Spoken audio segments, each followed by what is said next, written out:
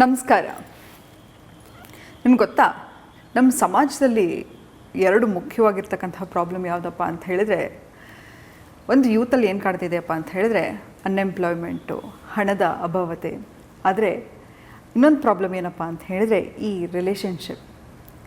ನಿಮ್ಮ ಲೈಫಿನ ಮುಖ್ಯ ನಿರ್ಧಾರ ಯಾವುದಪ್ಪ ಅಂತ ಹೇಳಿದರೆ, ಈಗ ಇದನ್ನು ಓದಬೇಕು, ಈ ಕೋರ್ಸ್ ಮಾಡಬೇಕು, ಒಂದು ಲೈಫಲ್ಲಿ ಒಂದು ಮಟ್ಟಕ್ಕೆ ಬರಬೇಕು, ಈ ಥರ ನನಗೆ ಈ ಕೆರಿಯರ್ ಸೂಟ್ ಆಗುತ್ತೆ ಇಂಥ ಎಲ್ಲವನ್ನು ಸ್ಟ್ರೆಸ್ಸನ್ನು ಹ್ಯಾಂಡಲ್ ಮಾಡಿಕೊಂಡು ಒಂದು ಕೆಲಸವನ್ನು ಚೂಸ್ ಮಾಡಿರ್ತೀವಿ. ಆದರೆ ಆ ಮಟ್ಟಕ್ಕೆ ರೀಚ್ ಆದ ನಂತರ ಕೆಲವು ಸತಿ ಒಂದು ತಪ್ಪು ನಾವು ಮಾಡ್ತೀವಿ. ಏನಪ್ಪ ಅಂತ ಹೇಳಿದ್ರೆ ರಿಲೇಷನ್ಶಿಪ್ಪಿಗೆ ಒಳಗಾಗ್ತೀವಿ. ನಮ್ಮ ಲೈಫಲ್ಲಿ 70% ಆಫ್ ನಮ್ಮ ಪ್ರಾಬ್ಲಮ್ ಎಲ್ಲಿಂದ ಶುರುವಾಗುತ್ತಪ್ಪ ಅಂತ ಹೇಳಿದರೆ ಈ ರಿಲೇಷನ್ಶಿಪ್ಪಿಂದ. ಯಾವುದಾದ್ರೂ ಒಂದು ಪಾರ್ಟ್ನರನ್ನು ನಾವು ಕರೆಕ್ಟಾಗಿ ಚೂಸ್ ಮಾಡಿಲ್ಲ ಅಂತ ಹೇಳಿದರೆ ನಮಗೆ ದಿನ ಕೂಡ ಒಂದು ಎಕ್ಶೆಲ್ ಮೇಲೆ ನಡೆದಂಗೆ ಅನಿಸ್ತಾ ಇರುತ್ತೆ, ಒಂದು ಮುಳ್ಳಿನ ಮೇಲೆ ಕೂತಂಗೆ ಅನಿಸ್ತಾ ಇರುತ್ತೆ. ಆದರೆ ರೈಟ್ ಪಾರ್ಟ್ನರ್ ಹೇಗೆ ಚೂಸ್ ಮಾಡೋದು? ನಾನು ಡೇಟ್ ಮಾಡುವಾಗ ನನ್ನ ಗಂಡ ಅಥವಾ ನನ್ನ ಹೆಂಡತಿ ತುಂಬ ಅದ್ಭುತವಾಗಿದ್ದರು, ಮದುವೆ ಆಗಿದ್ದು ಏನಾಯಿತೋ ಏನಪ್ಪ, ಇದ್ದಕ್ಕಿದ್ದ ಹಾಗೆ ತುಂಬ ಬದಲಾವಣೆ ಆಗೋಯ್ತು, ಯಾಕೆ ಹೀಗೆ ಆಗ್ತಿದೆ, ಏನಕ್ಕೆ ಇವರು ಇಷ್ಟೊಂದು ಬದಲಾವಣೆ ಆದರು ಅಂತ ಕೆಲವು ಸತಿ ನಾವೇ ಪ್ರಶ್ನೆ ಮಾಡ್ಕೋತಾ ಇರ್ತೀವಿ. ಕೆಲವು ಸತಿ ನಮ್ಮ ಕೈ ಹೆಸ್ಕೊಳ್ಳೋಂಗಾಗುತ್ತೆ, ಯಾಕಪ್ಪ ಇಂಥ ಇವರನ್ನ ಮದುವೆ ಅದೇ, ಈ ಡಿಸಿಷನ್ ಯಾಕೆ ತೊಗೊಂಡೆ, ನನ್ನ ಲೈಫಲ್ಲೇ ಬಿಗ್ಗೆಸ್ಟ್ ಮಿಸ್ಟೇಕ್ ಇದನ್ನು ಮಾಡಿದ್ದೀನಿ. ಹಾಗಿದ್ರೆ ಒಂದು ಸಂಗಾತಿಯಲ್ಲಿ ಯಾವ ಗುಣಗಳನ್ನು ನಾವು ನಿರೀಕ್ಷಿಸಬೇಕು, ಮದುವೆ ಆಗೋಕ್ಕಿಂತ ಮುಂಚೆ ಅಥವಾ ಮದುವೆ ಆಗಬೇಕು ಅಂತ ಡಿಸೈಡ್ ಮಾಡಿದ್ಮೇಲೆ ಯಾವ ಗುಣಗಳನ್ನು ಪರಿಶೀಲಿಸಬೇಕು ಅಂತ ಹೇಳಿದರೆ, ಇವತ್ತಿನ ಸಂಚಿಕೆಯಲ್ಲಿ ಯಾರಾದರೂ ಮದುವೆ ಆಗಬೇಕು ಅಂತಿದ್ರೆ ಅವರಿಗೆ ಖಂಡಿತ ಈ ವಿಡಿಯೋವನ್ನು ಶೇರ್ ಮಾಡಿ. ಯಾಕಂತ ಹೇಳಿದರೆ ಕೆಲವು ಬೆಂಚ್ ಮಾರ್ಕನ್ನು ನಾವು ಸೆಟ್ ಮಾಡಬೇಕಾಗತ್ತೆ ನಮ್ಮ ಸಂಗಾತಿಯನ್ನು ಚೂಸ್ ಮಾಡಬೇಕಾದ್ರೆ. ನೋಡಿದ್ದೀರಾ, ಈಗ ಯಾವುದೋ ಒಂದು ಜಾಗಕ್ಕೆ ಹೋಗ್ತಾ ಇರ್ತೀರ, ಅಲ್ಲೊಂದು ತುಂಬ ಅದ್ಭುತವಾದ ಒಂದು ಲೊಕೇಶನ್ ಇರುತ್ತೆ, ಖಾಲಿ ಸೈಟ್ ಇರುತ್ತೆ. ಸೀದಾ ನೋಡಿದ ತಕ್ಷಣ ನಿಮ್ಮ ಹತ್ರ ಇರೋ ಎಲ್ಲ ಸೇವಿಂಗ್ಸನ್ನು ಹಾಕ್ಬಿಟ್ಟು ಮನೆ ಕಟ್ಟಕ್ಕೆ ಶುರು ಮಾಡಿಬಿಡ್ತೀರಾ? ಇಲ್ಲ ಅಲ್ವಾ? ಯಾಕೆ? ಆ ಸೈಟು ನಿಮ್ಮದಲ್ಲ, ಅದ್ರ ಡಾಕ್ಯುಮೆಂಟ್ಸ್ ಹೇಗಿದೆ ಅಂತಲೂ ಗೊತ್ತಿಲ್ಲ, ಯಾರು ಓನರ್ ಅಂತಲೂ ನಿಮಗೆ ಗೊತ್ತಿರಲ್ಲ. ಹಾಗೆ ಯಾರನ್ನಾದರೂ ನೋಡ್ತಿದ್ದೀರ ಅಂತ ಹೇಳಿದ್ರೆ ಡವಕ್ ಅಂತ ಪ್ರೀತಿಲಿ ಬೀಳಕ್ಕೆ ಹೋಗಬೇಡಿ. ಯಾಕಂತ ಹೇಳಿದರೆ ನಿಮಗೆ ಪ್ರೀತಿ ಕೊಡೋ ಯೋಗ್ಯತೆ ಇದೆ, ಆದರೆ ಅದನ್ನು ತಗೊಳ್ಳೋ ಯೋಗ್ಯತೆ ಅವರಿಗಿದೆಯಾ? ಯಾಕಂತ ಹೇಳಿದ್ರೆ ನೀವು ತುಂಬ ಪ್ರೆಷಿಯಸ್ ಕಣ್ರಿ. ನಿಮ್ಮ ಪ್ರೀತಿಯನ್ನು ಯಾರಾದರೂ ಪಡ್ಕೋಬೇಕಾದ್ರೆ, ನಿಮ್ಮ ಲೈಫಲ್ಲಿ ಯಾರು ಇರಬೇಕಂತಂತಿದ್ರು ಅವರು ತುಂಬಾ ಎಫರ್ಟ್ ಹಾಕಬೇಕಾಗತ್ತೆ. ಮುಖ್ಯವಾಗಿ ಆಯಿತಾ, ಕೆಲವು ಗುಣಗಳನ್ನು ನೋಡ್ತಾ ಹೋಗಬೇಕಾಗತ್ತೆ. ಎಷ್ಟೋ ಸತಿ ಕೆಲವು ರೆಡ್ ಫ್ಲ್ಯಾಗನ್ನು ನಾವು ನೋಡಿರ್ತೀವಿ, ಆ ರೆಡ್ ಫ್ಲ್ಯಾಗ್ನೇ ರೆಡ್ ಕಾರ್ಪೆಟ್ ಅಂದ್ಕೊಂಡು ಅಂತ ಅಂದ್ಕೊಂಡು ಹೋಗ್ಬಿಡ್ತೀವಿ. ಆದರೆ ಕೆಲವು ಜನರು ಅವರ ಶುರುಗೆ ಅವರ ರಿಲೇಷನ್ಶಿಪ್ಪಲ್ಲಿ ಎಲ್ಲವನ್ನು ತೋರಿಸ್ತಾ ಹೋಗ್ತಿರ್ತಾರೆ, ಆದರೆ ನಾವು ಅದನ್ನು ಪರಿಗಣಿಸ್ತಾ ಇರಲ್ಲ. ಮೊದಲನೇದಾಗಿ ಯಾವ ಗುಣಗಳಂತ ಹೇಳಿದ್ರೆ, ಇದಕ್ಕೆ ಒಂದು ಅಬ್ರಿವೇಷನನ್ನು ಕೊಡ್ತೀನಿ, ರೈಸಸ್ ಅಂತ. ಏನಪ್ಪ ಅಂತ ಹೇಳಿದರೆ, ಈಗ ನೋಡಿದ್ದೀರಾ, ಮೊಬೈಲ್ ಇದೆ, ಟಿ ವಿ ಇದೆ, ನೆಟ್ಫ್ಲಿಕ್ಸ್ ಇದೆ. ಮುಂಚೆ ಆದರೆ ಒಂದು ಮೂವಿಗೆ ಹೋಗಬೇಕಿತ್ತು, ಥಿಯೇಟ್ರ್ ಬುಕ್ ಮಾಡಬೇಕಿತ್ತು, ಆಚೆ ಹೋಗಬೇಕಿತ್ತು. ಈಗ ಅದು ಯಾವುದೂ ಇಲ್ಲ, ಮನೇಲಿ ಕೂತ್ಕೊಂಡು ಯಾವುದೋ ಒಂದು ಸಬ್ಸ್ಕ್ರಿಪ್ಷನನ್ನು ತೊಗೊಂಡ್ರೆ 24 ಗಂಟೆ ನಿಮ್ಗೆ ಯಾವ ಫೇವ್ರೆಟ್ ಮೂವಿ ಇದೆ ಎಲ್ಲವನ್ನು ನೋಡ್ತಾ ಹೋಗ್ಬೋದು. ಮೊಬೈಲ್ ಇರುತ್ತೆ, ಯಾವಾಗಲೂ ಕಾನ್ಸ್ಟೆಂಟಾಗಿ ನಿಮ್ಮೆಲ್ಲರಿಗೂ ಡೊಪಮೈನ್ ರಶ್ ಇದ್ದೇ ಇರುತ್ತೆ. ಆದರೆ ಕೆಲವು ಸತಿ ನಾವು ಮದುವೆ ಆಗುತ್ತೆ, 10 ವರ್ಷ ಕಳೆಯುತ್ತೆ, 20 ವರ್ಷ ಕಳೆಯುತ್ತೆ, 30 ವರ್ಷ ಕಳೆಯುತ್ತೆ. ಆದರೂ ಕೆಲವು ಸತಿ ಬೋರ್ ಆಗ್ತಿದೆ ಅಂತಂದಾಗ ಸುಮ್ಮನೆ ಕೂತಿದ್ರು ಕೂಡ ನಿಮ್ಮ ಸಂಗಾತಿ ಜೊತೆಗೆ ನಿಮಗೆ ಅವರ ಪ್ರೆಸೆನ್ಸ್ ಬಾಂಬ್ತನ ತರ್ತಾ ಹೋಗಬೇಕು. ಎಷ್ಟೋ ಸತಿ ನೋಡಿ, ನಮ್ಮ ಅಪ್ಪ ಅಮ್ಮ ಒಂದು 20 ವರ್ಷ 30 ವರ್ಷ ಆಗಿರುತ್ತೆ ಮದುವೆಯಾಗಿ, ಎಷ್ಟು ಅನ್ಯೋನ್ಯವಾಗಿರ್ತಾರೆ, ಏನೂ ಇರಲ್ಲ ಅಂತ ಹೇಳಿದ್ರು ಮಾತಾಡೋಕ್ಕೆ ಏನೋ ಒಂದು ಟಾಪಿಕ್ ಇದ್ದೇ ಇರುತ್ತೆ. ಒಂದು ತರಕಾರಿ ಜೊತೆಲಿ ಹೆಚ್ಚುತ್ತಾರೆ, ಅಡುಗೆ ಮಾಡ್ತಾರೆ, ಏನೋ ಒಂದು. ನಮ್ಮ ಅಪ್ಪ ಅಮ್ಮಗೆ ರಿಟೈರ್ ಆದರೂ ಕೂಡ ಒಟ್ಟಿಗೆ ಅವ್ರಿಗೆ ಹೇಗೆ ಟೈಮ್ ಸ್ಪೆಂಡ್ ಮಾಡೋದು ಅಂತ ಗೊತ್ತಿರುತ್ತೆ. ಇದನ್ನಂತ ಏನು ಮಾಡಬೇಕು ಅಂತ ಹೇಳಿದ್ರೆ, ನಿಮ್ಮಿಬ್ಬರಿಗೂ ಒಂದು ರೀಕ್ರಿಯೇಷನಲ್ ಆ್ಯಕ್ಟಿವಿಟಿಯನ್ನಾಗಿ ಇರಬೇಕು ಅಂತ ಹೇಳಿದ್ರೆ, ಯಾವುದಾದ್ರೂ ಒಂದು ಸ್ಪೋರ್ಟ್ಸ್ ಆಗಿರ್ಬೋದು, ಒಂದು ವರ್ಕೌಟ್ ಮಾಡೋದಾಗಿರ್ಬೋದು, ಅಥವಾ ಒಂದು ಯಾವುದೋ ಒಂದು ಪುಸ್ತಕ ಓದೋದಾಗಿರ್ಬೋದು, ಯಾವುದಾದ್ರೂ ಒಂದು ಹವ್ಯಾಸದ ಕೂಡ ಅವರನ್ನು ಅವರು ತೊಡಸ್ಕೊಳ್ಳೋ ಚೈತನ್ಯ ಇರಬೇಕು.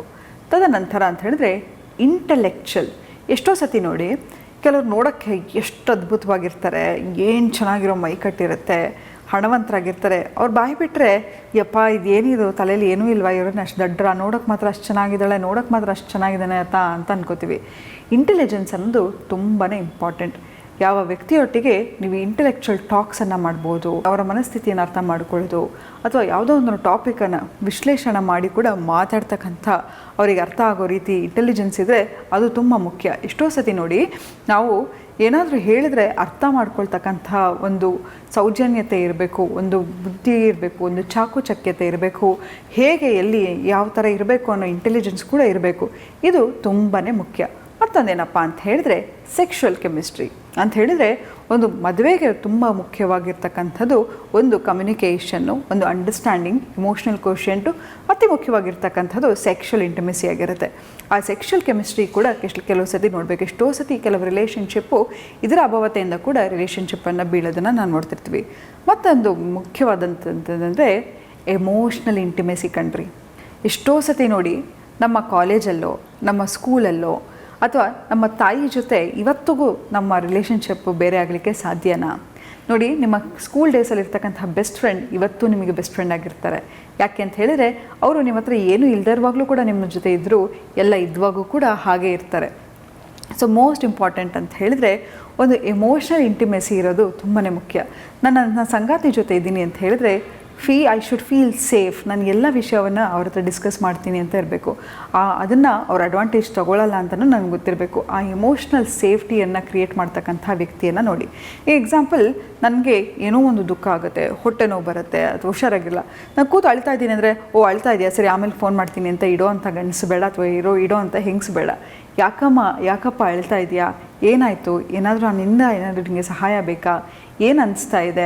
ಅಥವಾ ಕೆಲವು ಸತಿ ನಮ್ಗೆ ಯಾರ ಮೇಲೋ ಕೋಪ ಬಂದಿರುತ್ತೆ, ಸಿಟ್ಟು ಬಂದಿರುತ್ತೆ, ನಾವು ಬೈತಾ ಇರ್ತೀವಿ ಕೂತ್ಕೊಂಡು. ಆವಾಗ ನಮಗೆ ಅಡ್ವೈಸ್ ಬೇಕಾಗಿರಲ್ಲ, ಅಟ್ಲೀಸ್ಟ್ ಸುಮ್ಮನೆ ಕೂತು ಕೇಳೋ ಅಂತಹ ಒಂದು ಸಮಾಧಾನ ಅಥವಾ ಒಂದು ಪೇಷನ್ಸ್ ಇದ್ದರೆ ಸಾಕಾಗಿರುತ್ತೆ. ಸೊ ಒಬ್ಬ ಗುಡ್ ಲಿಸನರ್, ಒಬ್ಬ ಗುಡ್ ಎಮೋಷ್ನಲ್ ಎಂಪತಿ ಇರೋರನ್ನು ಸಂಗಾತಿಯಾಗಿ ಯಾವಾಗಲೂ ಚೂಸ್ ಮಾಡಿ. ಮತ್ತು ಇನ್ನೊಂದು ಮುಖ್ಯವಾಗಿರೋದಂತಂದರೆ ಸ್ಪಿರಿಚುವಲ್ ಕೋಶೆಂಟ್. ಏನಿದು ಸ್ಪಿರಿಚುವಲ್ ಕೋಶೆಂಟ್ ಅಂತ ಹೇಳಿದರೆ, ನೋಡಿರಿ, ಇವತ್ತು ನಾನು ಏನಾದರೂ ಒಂದು ತಪ್ಪು ಕೆಲಸ ಮಾಡಬೇಕು ಅಂತ ಇರ್ತೀನಿ, ಆಯಿತಾ? ಯಾರಿಗೊಬ್ರಿಗೆ ಮೋಸ ಮಾಡಬೇಕು, ಮತ್ತೊಂದು ನೋಡಬೇಕು, ಯಾರೂ ನೋಡ್ತಾ ಇಲ್ಲ ಅಲ್ವಾ, ನಾನೇನು ಬೇಕಾದ್ರೂ ಮಾಡಬೇಕು ಅಂತ ಅನಿಸುತ್ತೆ. ಆದರೆ ಯಾವ ಮನುಷ್ಯ ಭಗವಂತನನ್ನು ನಂಬ್ತಾನೆ, ಯಾವ ಮನುಷ್ಯನಿಗೆ ದೈವ ಭಯ ಇರುತ್ತೋ, ದೇವರ ಭಯ ಇರುತ್ತೋ, ಆತ ತಪ್ಪು ಮಾಡೋಕ್ಕಿಂತ ಮುಂಚೆ 2-3 ಸತಿ ಯೋಚನೆ ಮಾಡ್ತಾನೆ. ಇದು ತುಂಬಾ ಮುಖ್ಯ ಕಣ್ರಿ.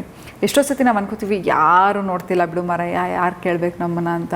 ಆದರೆ ಅಲ್ಲೊಬ್ಬ ಮೇಲಿರೋನು ಯಾವಾಗಲೂ ನೋಡ್ತಾ ಇರ್ತಾನೆ, ಯಾವಾಗಲೂ ನಮ್ಮನ್ನು ತೂಕ ಹಾಕ್ತಾ ಇರ್ತಾನೆ.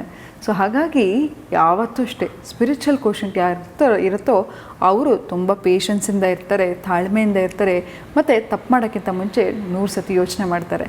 ಸೊ ಈ ಎಲ್ಲ ಗುಣಗಳನ್ನು ಇರೋರ್ತಕ್ಕಂಥವರನ್ನು ನೋಡಿ ಪರಿಗಣಿಸಿ ನಂತರ ನಿಮ್ಮ ಪಾರ್ಟ್ನರನ್ನು ಚೂಸ್ ಮಾಡಿ.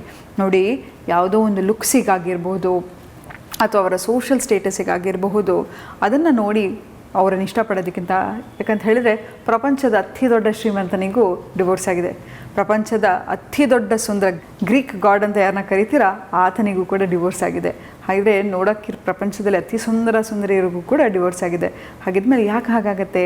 ಯಾಕಂತ ಹೇಳಿದರೆ ನಾವು ಒಬ್ಬ ಮನುಷ್ಯನ ಜೊತೆ ಜೀವನ ನಡೆಸಬೇಕು ಅಂತ ಹೇಳಿದರೆ ಆತನ ಗುಣ, ಆತನ ಏನಿರುತ್ತೆ, ಆತನ ಪರ್ಸ್ನಾಲಿಟಿ ಜೊತೆ ಇರಬೇಕಾಗತ್ತೆ. ಸೊ ಇದೆಲ್ಲವನ್ನು ಪರಿಗಣಿಸಿ ನಂತರ ಪಾರ್ಟ್ನರನ್ನು ಚೂಸ್ ಮಾಡಿ ಅಂತ ಹೇಳ್ತಾ ಇವತ್ತಿನ ಸಂಚಿಕೆನ ನಾನು ಮುಕ್ತಾಯಗೊಳಿಸ್ತಿದ್ದೀನಿ. ಧನ್ಯವಾದಗಳು.